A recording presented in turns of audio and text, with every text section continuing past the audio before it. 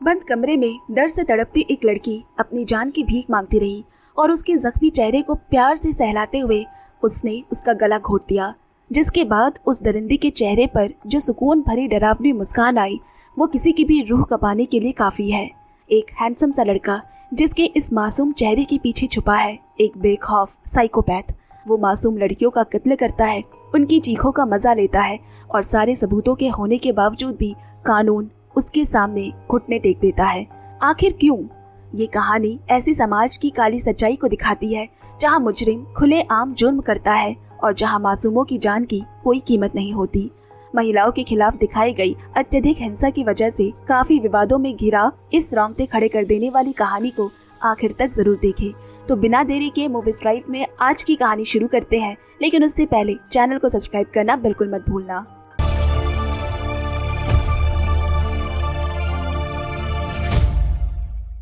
Mister park south Korea के national intelligence service के एक एजेंट है जो एक बेहद गुप्त मिशन के सिलसिले में हांगकांग पहुंचा है। एयरपोर्ट से निकलने के बाद पार्क सीधे एक रेस्टोरेंट में American CIA agent Paul grey से मिलता है। बातचीत में पता चला कि कुछ नियमों की वजह से CIA जो काम खुद नहीं कर सकती, वही काम अब पार्क को करना है। इसके लिए पॉल उसे एक पिस्तौल देकर बोला कि अगले 15 मिनट के अंदर सामने वाली इमारत के एक कमरे से एक आदमी को निकालकर सड़क पर खड़ी गाड़ी पर बिठाना होगा। पार्क इमारत के अंदर जाकर वहां मौजूद सभी हथियारबंद लोगों को एक एक कर गोली मारते हुए उस कमरे की तरफ बढ़ने लगा। और तभी यहाँ से कहानी 5 साल पहले नॉर्थ कोरिया की दिखाई जाती है, जहाँ एक लड़की सुनसान सड़क से अपने घर लौट रही है। तभी कार में घूम रहे 2 लड़कों की नजर उस पर पड़ती है। उन्होंने उस लड़की के सामने गाड़ी रोकी और इससे पहले कि लड़की को समझ पाती, उसे जबरदस्ती उठा लिया गया। उसी कार की पिछली सीट पर किम नाम का एक बहुत ही हैंडसम लड़का बैठा था जो बड़े ध्यान से किताब पढ़ रहा होता है। इसके बाद एक बंद कमरे के अंदर उस लड़की पर एक के बाद एक क्रूर अत्याचार शुरू हुआ। किम के 2 दोस्तों ने उसके साथ वही कुकर्म किया, उसकी उसी हालत में तस्वीरें ली और इतना ही नहीं, उसके नीचे के निजी अंगों को भी बुरी तरह से घायल किया। बेचारी दर्द से वो लड़की अपनी जान की भीख मांगती रहती है। अब तक चुप बैठा गैंग का लीडर वही हैंडसम लड़का किम दूर से ये सब देख रहा होता है। इसके बाद वो लड़की के पास आया और उसके चोटों से भरे चेहरे को मोहित होकर देखने लगा। उसके चेहरे पर प्यार से हाथ फेरा और अगले ही पल एक तार से उसका गला घोटकर बड़ी बेरहमी से उसे मार डाला। लड़की की चीखें सुनकर किम के चेहरे पर एक सुकून भरी डरावनी मुस्कान छा गई। अब कहानी हमें नॉर्थ कोरिया के एक ईमानदार ऑफिसर री दाई की तरफ ले चलती है, जो एक परिवार की हत्या की जांच कर रहा है। उस परिवार के बच्चे समेत सभी लोगों को बहुत ही बेरहमी से हत्या की गई होती है। बाद में पता चला कि ये उसी मासूम बेबस लड़की का परिवार था जिसे किम और उसके दोस्तों ने अगवा किया था। यानी किम ने सिर्फ लड़की को ही नहीं बल्कि उसके पूरे परिवार को भी खत्म कर डाला था। ऑफिसर री इस पूरे हत्या की जांच करते हुए असली अपराधी तक पहुंच जाता है, जिसके बाद वो अपने सीनियर ऑफिसर को सारी जानकारी देता है, जहां मालूम हुआ कि किम के खिलाफ ये कोई पहला मामला नहीं है। इससे पहले भी किम कई लड़कियों की हत्या कर चुका था, लेकिन उसके खिलाफ सारे पुख्ता सबूत होने के बावजूद सीनियर ऑफिसर उसे केस बंद करने का आदेश देता है, क्योंकि किम के पिता एक बहुत बड़े राजनीतिक व्यक्ति थे, इसीलिए उसे गिरफ्तार करना मुमकिन ही नहीं था। उल्टा उसके खिलाफ निष्पक्ष जांच करने की वजह से ऑफिसर री और उनकी पूरी टीम को नौकरी से हटा दिया गया और सजा के तौर पर उनका तबादला एक खाद बनाने वाली फैक्ट्री में कर दिया गया। अब कहानी 3 साल आगे साउथ कोरिया की राजधानी सियोल पहुंची, जहां कई महीनों से लगातार सीरियल किलिंग की घटनाएं हो रही है। पुलिस हत्यारे तक पहुंचने में पूरी तरह से नाकाम थी, जिसकी वजह से पूरे डिपार्टमेंट पर भारी दबाव बना हुआ था। हालत इतने बिगड़ गई कि इस मामले के मेन इन्वेस्टिगेशन ऑफिसर ने आत्महत्या तक कर ली, जिसके बाद इस उलझे हुए केस की जिम्मेदारी दी जाती है एक सख्त और गुस्सैल पुलिस ऑफिसर छाइदो को, जो बाकियों से अलग होता है। छाइदो इस केस से रिलेटेड सभी फाइल्स घाटना शुरू करता है। उसे एक ही इंसान से एक से ज्यादा कई खत मिले हैं, जहां पुलिस को इस खूनी की टिप्स दी गई है। इस बीच एक और बुरी तरह घायल लड़की की लाश मिलने की खबर मिलती है, जिसके साथ भी बिल्कुल पहली वाली लड़की की तरह बेरहम सलूक किया गया था और उसका भी तार से गला घोटकर मारा गया था। एक लंबी और गहन जांच के बाद पुलिस को आखिरकार एक बेहद अहम सुराग हाथ लगता है। 7वीं पीड़िता के पोस्टमार्टम के दौरान उसके शरीर के निजी हिस्से से एक अलग तरह का डीएनए नमूना मिला है। एग प्लांट यानी बैगन जिसमें मिला है वो डीएनए। पुलिस को पक्का शक है कि ये डीएनए उसी कातिल का है। छाइदो ने तुरंत अपनी पूरी टीम को ऑर्डर दिया कि इस नई डीएनए का शहर के सभी क्रिमिनल्स और एक्सपेक्टेड सस्पेक्ट के डीएनए से मैच कराया जाए। साथ ही वो कुछ और भी लिस्ट देता है जो उसे पुरानी टीम की लिस्ट से मिली थी। दूसरी तरफ दिखाया गया साउथ कोरिया की नेशनल इंटेलिजेंस सर्विस के 2 सीनियर ऑफिसर्स भी इसी सीरियल किलिंग के मामले पर सीक्रेट मीटिंग कर रहे होते हैं। उनमें से एक वही एजेंट पार्क है जिसे हमने कहानी की शुरुआत में देखा था। इसी दौरान एक बेहद डरावना चौंकाने वाला सच्चाई सामने आया। एनआईएस को पहले से ही भली भांति पता था कि इस भयानक लगातार हत्याओं के पीछे आखिर कौन है। दरअसल पार्क के बॉस ने अपने प्रमोशन के लालच में अमेरिका खुफिया एजेंसी CIA के साथ एक सीक्रेट डील किया हुआ था, जिसके तहत 2 साल पहले उसके ऑर्डर पर पार्क एक VIP और उसके 2 दोस्तों को नॉर्थ कोरिया से सुरक्षित निकालकर साउथ कोरिया लेकर आया था। उनका बस एक ही मकसद था कि उस VIP को सुरक्षा देना। उन्हें शक था कि इस पूरे मामले में अमेरिका का कोई बड़ा मतलब जुड़ा हुआ है, जिसका खुलासा हमें आगे चलकर होगा। अब यहाँ पार्क का बॉस बोला, अगर ये खबर बाहर फैल गई या VIP खून के मामले में पकड़ा गया तो पूरे देश में बड़ा हंगामा और सवाल खड़ा हो जाएगा और उन दोनों की जिंदगी तो तबाह हो ही जाएगी। इसीलिए किसी भी कीमत पर उस VIP को पुलिस के हाथ लगने से पहले अपनी कस्टडी में लेना होगा। लेकिन तब तक बहुत देर हो चुकी थी, क्योंकि पुलिस विक्टिम के शरीर से मिले डीएनए का मैच उस VIP के डीएनए से मैच कर चुकी थी। ये सुनते ही पार्क अपनी टीम के साथ तुरंत उस VIP के ठिकाने पर पहुंचा। वहां जाकर पता चलता है कि वो VIP कोई और नहीं बल्कि नॉर्थ कोरिया का किम ही है, यानी नॉर्थ कोरिया से लाया गया वही खूंखार अपराधी। जिस तरह उसने नॉर्थ कोरिया के लगातार लड़कियों का कत्ल कर आतंक फैलाया था, ठीक उसी तरह अब वो साउथ कोरिया में भी बेकसूर महिलाओं की बेरहमी से हत्या कर रहा था। पार्क किम को अपने हिरासत में लेने ही वाली थी कि तभी पुलिस ऑफिसर छाइदू भी अपनी पूरी टीम के साथ मौके पर पहुंच गया। उसके पास कानूनी गिरफ्तारी वारंट होने की वजह से एजेंट पार्क को मजबूरी में पीछे हटना पड़ा। उसके हाथ में कुछ भी करने लायक नहीं था। उसने तुरंत अपने बॉस को खबर दी कि पुलिस किम को अपनी हिरासत में ले चुकी है और मीडिया तक ये खबर पहुंचने से पहले किसी भी तरह ऑफिसर छाइदो को रोकना ही होगा। तभी पार्क के एक एजेंट ने बताया कि किम के दोनों साथी भी अचानक रहस्यमय तरीके से कहीं गायब हो गए हैं और उनका कोई सुराग नहीं मिल रहा। पार्क बेहद ही चिंता में पड़ गया और वो अपने लोगों को स्ट्रिक्ट ऑर्डर देता है कि उन दोनों लड़कों को जल्द से जल्द ढूंढकर सामने लाया जाए। अब यहाँ किम अपने वकील के साथ इंटरोगेशन रूम में बैठा है। पूछताछ में वकील ने दलील दी कि हत्या के समय किम घटना स्थल पर मौजूद ही नहीं था और एलिबाई भी है कि उस वक्त किम अपने दोस्तों के साथ रोड ट्रिप पर किसी दूसरी जगह गया हुआ था। छाइदो ने हंसते हुए जब फिर से उसे पूछा, अच्छा तो विक्टिम के शरीर में किम का डीएनए कैसे पाया गया, तब किम खुद जवाब देता है, शौक के तौर पर मैं पिछले कई महीनों से सब्जियां उगा रहा हूँ। उनमें बैगन और खीरा भी शामिल है। मैं इन सब्जियों को समय समय पर अपने दोस्तों और पड़ोसियों में बांटता रहता हूँ। इसलिए उस बैगन में मेरा डीएनए रहने पर भी वो विक्टिम के निजी हिस्सों से कैसे बरामद हुआ ये मैं नहीं जानता। और उसके चेहरे पर हल्की मुस्कान है। छाइदू ने कहा, ये हंसी संभाल कर रखना जब मैं तुम्हें सलाखों के पीछे डालूंगा, क्योंकि छाइदो को पूरा यकीन हो चुका है कि असली कातिल किम ही है। उसने तो यहाँ सिर्फ डीएनए के बारे में सवाल पूछा था, बैगन में मिले डीएनए के बारे में तो कुछ उसने कहा ही नहीं। बिना सवाल ही उसने खुद ही उसका जिक्र कर दिया, जबकि पुलिस ने ये सीक्रेट इन्फॉर्मेशन अभी तक किसी के साथ शेयर नहीं की थी। इसके तुरंत बाद पुलिस की पूरी टीम शहर भर के CCTV कैमरों और गाड़ियों के डैश कैमरे की फुटेज इकट्ठा करने में जुट जाती है। किसी भी तरह उन्हें कोर्ट में ये साबित करना होगा कि हत्या के समय किम किसी रोड ट्रिप पर नहीं था।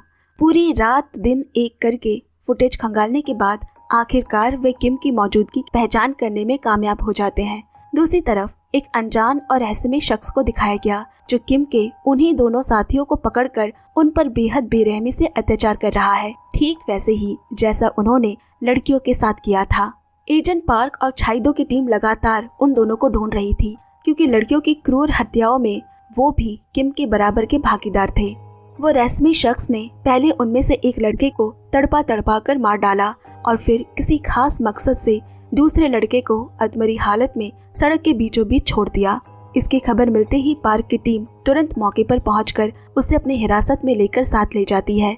उधर पार्क के बॉस और अमेरिकी CIA एजेंट के बीच हुए उन गुप्त समझौते की पूरी काली सच्चाई NIS के सबसे सीनियर ऑफिसर के सामने आ जाती है, जिसके तहत किम को नॉर्थ कोरिया से सुरक्षित साउथ कोरिया लाया गया था। NIS हेड पार्क से ये जानना चाहते हैं कि कंपनी के अप्रूवल के बिना CIA से डील क्यों किया। अमेरिका ने आज तक ऐसे VIP को साउथ कोरिया के हाथों में कभी नहीं सौंपा और तुम लोगों ने किम की खोजबीन भी नहीं की। अब इस भयानक मामले का खुलासे के बाद सजा के तौर पर पार्क के बॉस को तुरंत उसके पद और नौकरी से बर्खास्त कर दिया जाता है। वहीं दूसरी ओर एजेंट पार्क को ये सारा फैला रायता को समेटने का एक आखिरी मौका देते हुए सख्त आदेश दिया गया कि वो किसी भी कीमत पर इस पूरे मामले को जल्द से जल्द खत्म करे। इसके बाद अब एजेंट पार्क सीधे पुलिस चीफ के सामने एक प्रस्ताव रखने पहुंचा कि इस पूरे सीरियल किलिंग के केस में किम के उसी पकड़े गए साथी को असली हत्यारा घोषित कर दिया जाएगा और इस केस को बंद करने के लिए वो सारे सबूत भी जुगाड़ करके देगा और उसे कानूनी तौर पर पुलिस के हवाले कर दिया जाएगा, मगर इसके बदले उसे किम को NIS के हिरासत में सौंप दिया जाए। मीडिया के लगातार बढ़ते भारी दबाव से अपनी और डिपार्टमेंट की इमेज को बचाने के लिए आखिरकार पुलिस चीफ मजबूरी में इस प्रस्ताव को स्वीकार कर लेता है। योजना के अनुसार किम के उसी पकड़े गए साथी को ही पूरे मामले का असली सीरियल किलर बनाकर जनता के सामने पेश किया गया और ऑफिसर छाइदो को किम को बिना शर्त छोड़ने का सख्त आदेश दिया गया। हालांकि छाइदो को साफ तौर पर समझ आ रहा था कि इस पूरे मामले के पीछे कोई बहुत बड़ा गंदा राजनीतिक खेल चल रहा है, फिर भी उसके पास ऑर्डर्स को चुपचाप मानने के अलावा कोई दूसरा रास्ता भी नहीं था। वो बेहद गुस्से और फ्रस्ट्रेटेड होकर जब अपने घर लौटा तो घर के अंदर कदम रखते ही उसकी मुलाकात एक अनजान और रहस्यमय शख्स से हुई, जो कि नॉर्थ कोरिया का वही ईमानदार एक्स ऑफिसर री था और उसने ही किम के दोनों साथियों का अपहरण कर उन पर बेरहमी से अत्याचार किया था। छाइदो को अपनी असली पहचान बताने के बाद री ने उसे अतीत की वो पूरी दर्दनाक सच्चाई सुनाई कि नॉर्थ कोरिया में भी किम ने किस तरह कई मासूम लड़कियों की बेरहमी से हत्या की थी। जब उसने किम के खिलाफ निष्पक्ष जांच शुरू की तब उसकी पूरी टीम को धोखे से एक कैंप में ले जाया गया, जहां किम और उसके हैवान दोस्तों ने उन सभी पुलिसकर्मियों पर भयानक अत्याचार करके उनकी निर्मम हत्या कर दी। री पर भी गोलियां चलाई गई, लेकिन किसी तरह बस वही अपनी जान बचाकर भागने में सफल रहा और तब से उसकी जिंदगी का केवल एक ही मकसद बन चुका है, किम से अपने आदमियों की मौत का बदला लेना। री ने आगे की साजिश का खुलासा करते हुए बताया कि 2 साल पहले अमेरिका की खुफिया एजेंसी CIA और साउथ कोरिया NIS के ऑफिसर यानी पार्क के बॉस ने किम को सुरक्षित साउथ कोरिया पहुंचाया था। वजह ये थी कि किम के बेहद शक्तिशाली और प्रभावशाली पिता को नॉर्थ कोरिया में तख्ता पलट और सत्ता के खिलाफ साजिश रचने की संगीन आरोपों में गिरफ्तार कर लिया गया था।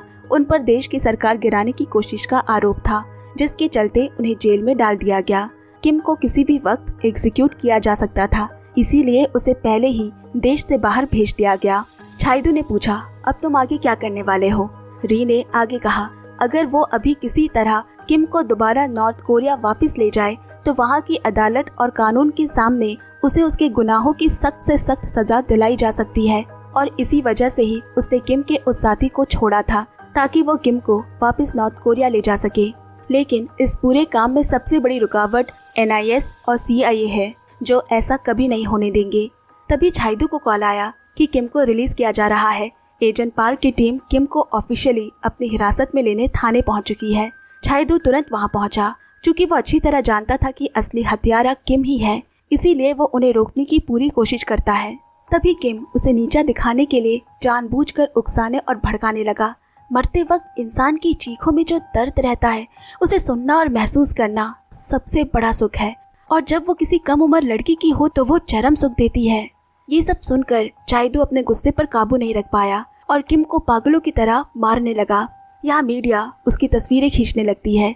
माहौल बिगड़ता देख NIS के एजेंट तुरंत किम को लेकर वहाँ से निकल जाते हैं। अगले ही सुबह मीडिया में इस घटना को लेकर छाइदो को कुछ दिनों के लिए सस्पेंड कर दिया जाता है। फाइनली अब NIS किम को पूरी तरह से अपनी कस्टडी में ले चुकी है, लेकिन किम वहाँ भी नहीं रुका। मौका मिलते ही वो वहाँ सुरक्षा में तैनात एक महिला एजेंट पर जानलेवा हमला कर देता है। ये खबर मिलते ही एजेंट पार्क का खून खौल उठा और वो गुस्से में किम को मारने लगता है।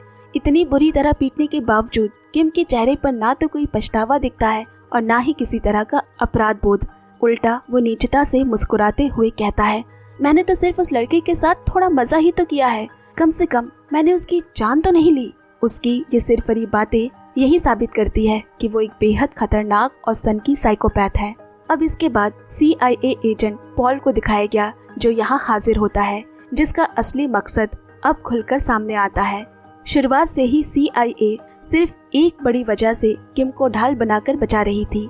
दरअसल किम के पिता की गिरफ्तारी से पहले नॉर्थ कोरिया की सरकार ने उन्हें चीन के कई गुप्त बैंक खातों की पूरी जिम्मेदारी सौंपी थी। उन खातों में अरबों की विशाल रकम के साथ साथ कई बेहद संवेदनशील और महत्वपूर्ण सीक्रेट दस्तावेज भी जमा थे, जिनके पीछे ही CIA पड़ा है। उन अंतर्राष्ट्रीय बैंक खातों और गुप्त जानकारियों का पूरा एक्सेस अब सिर्फ और सिर्फ किम के ही पास था। यही एकमात्र कारण था कि पुलिस के शिकंजे में फंसने और इतने भयंकर कत्ल करने के बावजूद किम के चेहरे पर एक पल के लिए भी सजा का डर या चिंता की शिकन नजर नहीं आ रही थी। किम को इस बात का पूरा यकीन था कि वो चाहे जितना भी संगीन अपराध कर ले, CIA हर बार ढाल बनकर उसे बचा ही लेगी। अब उसने CIA एजेंट पॉल से सीधा वादा किया कि अगर उसे सुरक्षित अमेरिका पहुंचा दिया जाए तो वो बदले में चीन के उन सभी बैंक खातों की पूरी जानकारी उसे सौंप देगा, और पॉल इसके लिए राजी हो जाता है।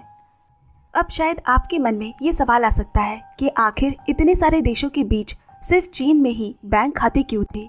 इसका कारण है कि असल में चीन को नॉर्थ कोरिया का सबसे करीबी और मजबूत सहयोगी माना जाता है। अब यहाँ पॉल एजेंट पार्क से कहता है, 2 साल से तुम लोगों ने क्या किया? किम के पास से कोई इन्फॉर्मेशन तो दूर, किम के बारे में भी कोई इन्फॉर्मेशन नहीं निकाल पाए। इसके बाद पता चलता है कि 2 साल पहले किम और उसके दोनों साथियों को साउथ कोरिया लाने से पहले कई महीनों तक CIA ने किम को हांगकांग में छिपा कर रखा था। वहाँ भी उसने खून किए थे, जिसके बारे में CIA को खबर थी। इसीलिए उसे कभी अमेरिका लेकर नहीं गए, क्योंकि वहाँ ऐसे क्राइम करने पर उसका बचना नामुमकिन था, जिसके बाद CIA के हाथों कभी वो दस्तावेज पाने का अवसर ही नहीं बचता। इसीलिए उन्होंने साउथ कोरिया को बलि का बकरा बनाया। अब यहाँ दिखाता है नॉर्थ कोरियन एक्स ऑफिसर री चाइदू को फोन पर हांगकांग में घटी एक भयंकर घटना के बारे में बता रहा है। हांगकांग में रहने के दौरान भी किम और उसके सिरफिरे साथियों ने 2 बेकसूर लड़कियों को अगवा करके उनके साथ दुष्कर्म किया था और फिर बेरहमी से यातनाएं देने के बाद उनकी निर्मम हत्या कर दी थी। उन पीड़ित लड़कियों में से एक लड़की साउथ कोरिया की ही नागरिक थी। इतना ही नहीं, अपनी इस दरिंदगी की हद पार करते हुए उन्होंने उन भयानक घटनाओं का वीडियो बनाकर मोटी रकम वसूलने के लिए उसे बाजार में बेच दिया था। उस बेचे गए वीडियो में से मगर एक वीडियो में किम का चेहरा साफ दिखाई दे रहा था। चाइदो तुरंत री से मिलकर वो ठोस वीडियो सबूत हासिल करता है और हांगकांग की घटनाओं से जुड़े सभी जरूरी कानूनी दस्तावेज भी इकट्ठा कर लेता है, जिसके बाद अब वो पूरी तैयारी के साथ किम को दोबारा गिरफ्तार करने उसके ठिकाने पर पहुंचा। वहां मौजूद सभी ऑफिसर्स और एजेंसीज के सामने उसी वीडियो को एक बड़े टीवी पर चलाकर किम की पूरी काली सच्चाई का खुलासा किया। चाइदू बोला, मुझे अब समझ आया कि तुम क्यों लड़कियों के उस हिस्से में चीजें घुसाते हो, क्योंकि तुम एक नपुंसक हो जो खुद से कुछ कर नहीं पाता, और इसी वजह से वो खुद अपराध करने के बजाय अपने साथियों से उन बेबस लाचार लड़कियों के साथ दुष्कर्म करवाता था। उनकी चीखें और दर्दनाक पीड़ा देखकर वो एक विकृत और आनंद महसूस करता था और फिर वो खुद उन्हें तड़पा तड़पा कर बेरहमी से मार डालता। जैसे ही सबके सामने उसकी ये घिनौनी असलियत उजागर हुई तो पूरी कहानी में अब तक चेहरे पर घमंड की मुस्कान लिए रहता किम आज पहली बार उसके चेहरे से वो घमंडी मुस्कान पूरी तरह गायब हो जाती है। खुद की असलियत सामने आते ही तिलमिलाता किम चाइदू को मारने की कोशिश करता है। अब चाइदू और उसकी टीम किम को अपने कस्टडी में लेकर वापस पुलिस स्टेशन के लिए निकल जाती है। इधर एजेंट पॉल ने पार्क को बताया कि चाइदू के पास ये सारी इन्फॉर्मेशन कहाँ से आ रही है पता है? एक नॉर्थ कोरियन पुलिस ऑफिसर री से, जो अभी सियोल शहर में ही है। अब यहाँ किम को लेकर थाने पहुँचते ही थोड़ी देर में पुलिस चीफ ने आला अफसर के दबाव में चाइदू और उसकी पूरी टीम को सस्पेंड कर दिया। यहाँ तक कि उन्हें पुलिस स्टेशन के अंदर तक कदम रखने की अनुमति नहीं दी जाती। इस सरासर अन्याय और राजनीतिक दबाव को लेकर चाइदू और पुलिस चीफ के बीच बेहद तीखी बहस और कहासुनी हो जाती है। चाइदू समझ चुका है कि अब कानूनी रास्ते से किम को रोका नहीं जा सकता और वो किम को गाड़ी में लेकर अकेले ही वहाँ से निकल पड़ा। लेकिन वो उसे लेकर जाए तो कहाँ जाए? कोई भी किम के केस में नहीं पड़ना चाहता आखिर में कोई भी रास्ता नहीं बचता देख मजबूर और लाचार होकर उसे किम को CIA के हवाले करना पड़ता है। थोड़ी ही देर में CIA और NIS के एजेंट दोनों वहां पहुंचे। एजेंट पार्क चाइदू से कहता है, मुझे पता है एक्स ऑफिसर री ही तुम्हें सारी इन्फॉर्मेशन दे रहा है, लेकिन क्या तुम जानते हो री नॉर्थ कोरिया का भागा हुआ एक ऑफिसर है और वापस अपने देश लौटने का उसके पास एक ही रास्ता बचा है, किम को वापस नॉर्थ कोरिया लाना। अब CIA के हाथों उस हैवान को सौंप देना ही सही है। मगर ट्रांसफर के प्रोसेस के दौरान किम ने अचानक मौका पाकर वहां तैनात एक एजेंट की पिस्तौल छीन ली और तेजी से दौड़कर सीधे ऑफिसर चाइदू पर गोलियां चला दी। इस अचानक हुए जानलेवा हमला के लिए वहां मौजूद NIS या CIA कोई भी तैयार नहीं था। गोली चलाने के बाद भी वो चेहरे पर वही खौफनाक मुस्कुराहट लिए सरेंडर भी करता है। इतना सब कुछ होते देख CIA उसे वहां से जल्द सुरक्षित निकाल कर ले गए, लेकिन एजेंट पार्क अब और नहीं सहता। वो इस खूंखार शैतान किम को हमेशा के लिए खत्म करने के इरादे से अपनी गाड़ी से उनका पीछा करने लगा। ठीक उसी वक्त एक्स ऑफिसर री अपनी योजना के मुताबिक सीधे किम की गाड़ी पर अचानक जोरदार धक्का मारता है। सबको समझ रहा किम वहां से भागने की कोशिश करता है, लेकिन उससे पहले ही री उसे दबोचकर घसीटते हुए अपनी गाड़ी में लादता है। तभी पीछा करता हुआ एजेंट पार्क भी मौके पर पहुंच गया, लेकिन सभी को हैरान करते हुए पार्क री को रोकने की बजाय उसे जानबूझकर किम को वहां से भगा ले जाने का पूरा मौका देता है, जबकि अगर वो चाहता तो अपनी ताकत के बल पर उन दोनों को वहीं के वहीं गिरफ्तार कर सकता था। अब यहाँ अगले दृश्य में री और किम को समंदर के रास्ते एक नाव में नॉर्थ कोरिया की सीमा की तरफ जाते हुए दिखाया जाता है। इधर एजेंट पार्क को अपने बॉस से पता चला कि कुछ दिन पहले ही नॉर्थ कोरिया में किम के पिता का राजनीतिक गुट फिर से पूरी ताकत के साथ सत्ता में वापस लौट आया है, जो कि बेहद ही चौंकाने वाली बात थी। इस नए राजनीतिक बदलाव के बारे में री को दूर दूर तक कोई भनक नहीं थी। वो तो यहाँ इतने सालों बाद किम को पकड़ पाया है, इसीलिए अपना मकसद पूरा होता देख वो उन विक्टिम्स की सभी तस्वीरें एक एक कर समंदर में फेंक रहा होता है। लेकिन अचानक उसने देखा कि किम अपनी रस्सियां खोलकर उसके सामने पिस्तौल ताने खड़ा है। इससे पहले कि वो कुछ समझ या संभल पाता, किम बिना किसी झिझक के उसे गोली मार देता है। दरअसल उस नाव पर मौजूद सभी लोग री के नहीं बल्कि किम के वफादार आदमी निकले। यहाँ चाइदू के भी नसीब में मौत लिखी है, ये बात एजेंट पार्क अंदाजा लगा चुका था। नाकामी और सजा के तौर पर एजेंट किम को भी फील्ड वर्क के लिए देश से दूर भेज दिया जाता है, लेकिन देश छोड़कर जाने से पहले वो अस्पताल में, जहां गोली लगने के बाद जिंदगी और मौत के बीच संघर्ष कर रहा चाइदू कोमा की हालत में उसे आखिरी बार देखने आता है। अब कई साल गुजर गए और कहानी वापस वर्तमान समय में लौट आई, जहां हांगकांग के जिस गुप्त मिशन पर एजेंट पार्क को दिखाया गया था। पार्क सीढ़ियों पर पहरा दे रहे सभी हथियारबंद गार्ड्स को एक एक करके रास्ते से हटाते हुए आखिरकार उस खास कमरे के दरवाजे तक पहुंचा। कमरे में घुसते ही वहां मौजूद बाकी सभी लोगों को भी गोलियों से वो भून डालता है और इसके बाद एक चौंकाने वाला सच सामने आया कि जिस VIP को सुरक्षित बाहर निकालने के लिए पार्क को इस जानलेवा मिशन पर भेजा गया था, वो वही खूंखार अपराधी किम होता है। दरअसल नॉर्थ कोरिया में एक बार फिर से अचानक तख्ता पलट और सत्ता बदलने के बाद किम के पिता की हत्या कर दी गई थी और इसी के साथ ही किम के सिर से सारी राजनीतिक ताकत, पहुंच और सरकारी सुरक्षा का साया पूरी तरह खत्म हो चुका था, जिसकी वजह से वो अपनी जान बचाने के लिए हांगकांग में छिपा बैठा है। CIA एक बार फिर किम के पिता के उन गुप्त चाइना के बैंक खातों की जानकारी हासिल करने के लालच में ही एजेंट पार्क को उसे किसी भी तरह वहां से जिंदा निकाल कर लाने का काम सौंपती है। अब यहाँ किम दोबारा एजेंट पार्क को देखकर मुस्कुरा उठा, क्योंकि वो जानता है कि अब उसे कोई खतरा नहीं है। उसे अपनी पुरानी किस्मत पर पूरा भरोसा था कि हर बार की तरह इस बार भी CIA उसे बचा लेगी और वो आसानी से साफ बच निकलेगा। लेकिन तभी ऐसा कुछ हुआ जिसकी किम ने सपने में भी कल्पना नहीं की थी।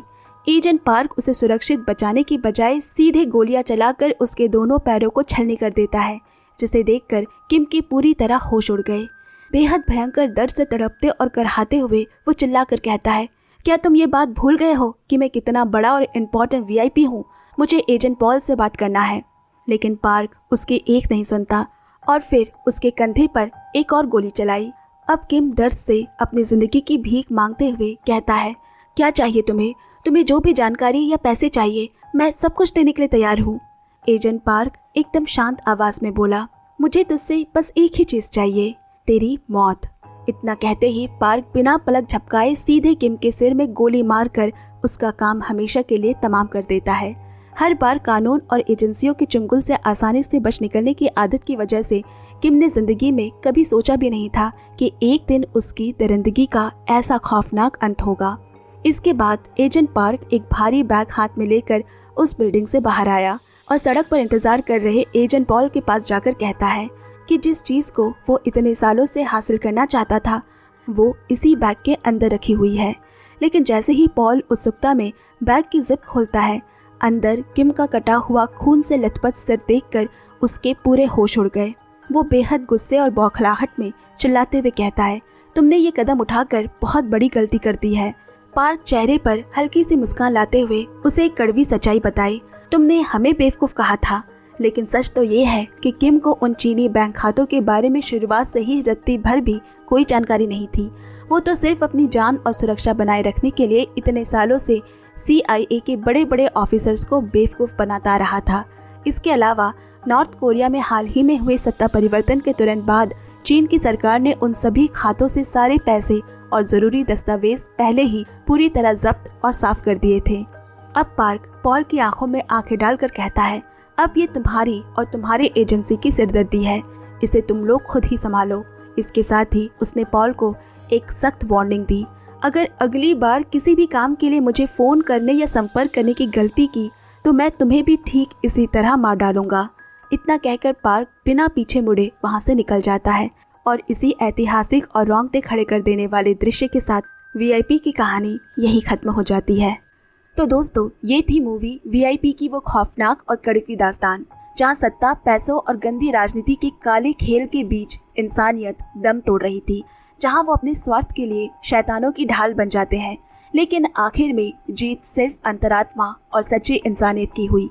कत्ल और साजिशों के इस अंधेरे में आखिरकार न्याय की मशाल जल ही गई और किम जैसे दरिंदे को अपने कर्मों की सजा मिली। ये कहानी सिर्फ किम के अंत पर खत्म नहीं होती, बल्कि ये उम्मीद देती है कि जब तक पार्क जैसे जिंदा लोग हैं, इंसाफ की जंग कभी नहीं हारेगी। आपको क्या लगता है, क्या पार्क ने कानून को किनारे रखकर किम का अंत करके सही फैसला लिया? अपनी राय कमेंट्स में जरूर शेयर करें और अगर आज की कहानी पसंद आई तो वीडियो को लाइक और शेयर जरूर करें। मूवीज ट्राइब को सब्सक्राइब कर जुड़ना बिल्कुल मत भूलना और वीडियो को हाइप जरूर करें ताकि और लोगों तक भी ये वीडियो पहुंच सके। मिलती हूँ अगले धमाकेदार कहानी के साथ। Bye bye and take care.